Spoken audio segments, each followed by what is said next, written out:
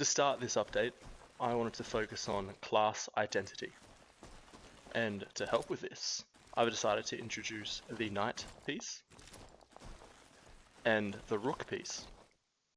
How about we start with the king's class?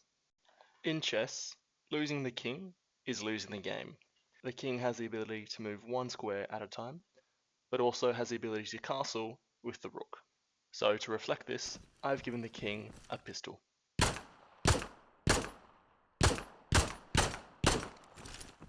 I've also given the king 50% more health than other pieces, just to make him a little bit more resilient. Additionally, shooting the king's health to 0 will now no longer result in a checkmate, unless he is the final piece remaining. He will also remain disabled until his health returns to full.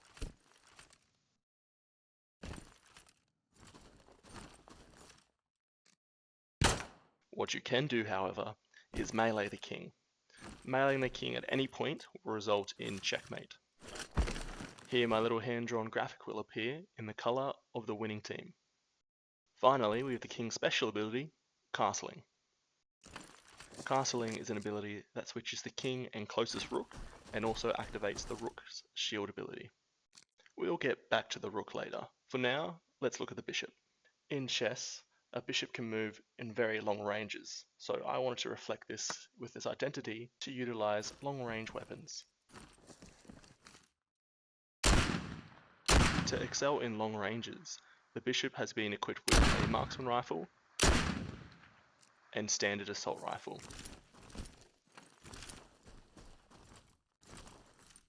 The bishop comes equipped with the smoke grenade as a tactical advantage, and his special ability is the pawn.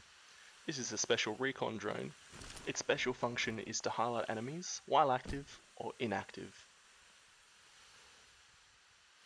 Its small size also lets it get to hard to reach places.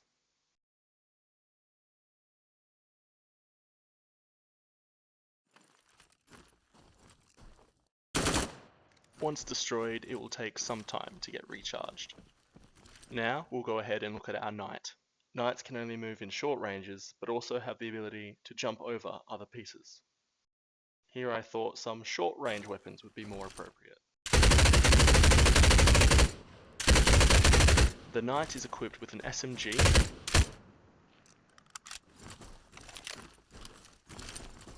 and a shotgun.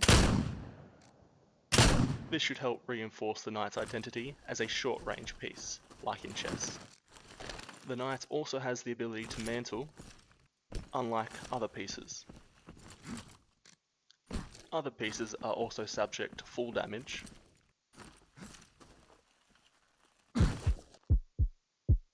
however the knight is immune. I've also equipped the knight with a flash grenade that now explodes shortly after impact, helping giving an advantage in tight corners. I spent a fair amount of time pondering what I could make the knight's ability, and what I settled on was Wallhacks, partly because the knight can jump over pieces. First, I tried to implement it where a piece's snapshot could be taken. Then I needed to be able to take a snapshot of where other pieces were and to be able to see this through walls. When within a certain range, a piece will have a husk of its model taken, and then this will be highlighted red and visible through walls for a short time. Then we just need to add a little bit of flare and a scan effect, and it'll look a little something like this.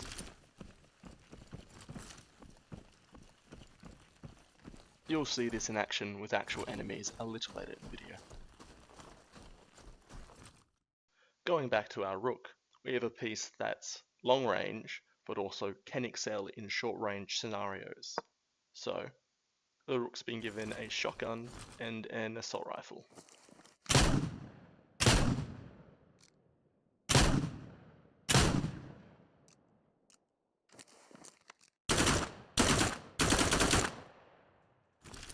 I've also given the rook a faster slide, but a longer cooldown to go with it.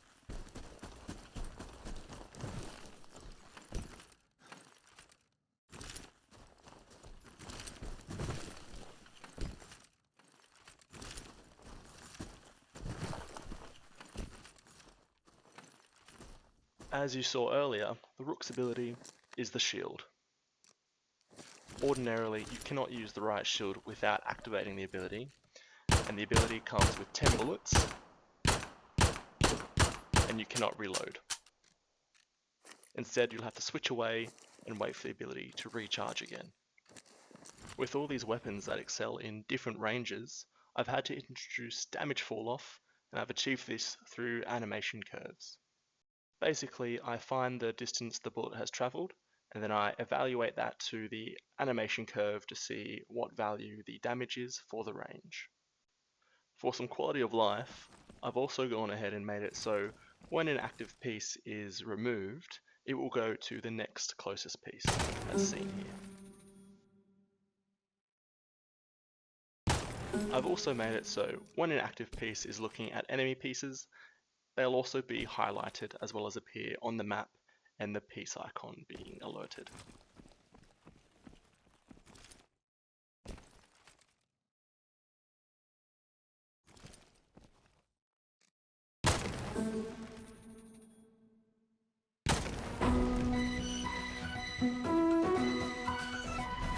Now, on the last video, FishWellDev made a comment saying the UI is just a little bit too big.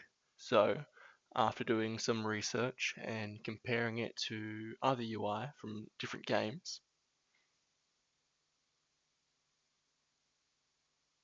you can see he's right. It's too big and intrusive. So, I've done a full redesign and this is what it looks like now. The UI is now taking up much less space. And I've finally gone ahead and included the different outlines for the weapons in the bottom right. No assault rifle for every single weapon. Controls for some parts are readily displayed.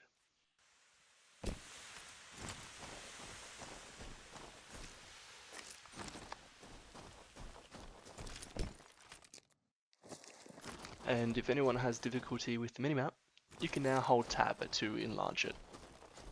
Letting go will reduce it to the original size. As promised previously, here is that quick choreographed demo of those new class abilities.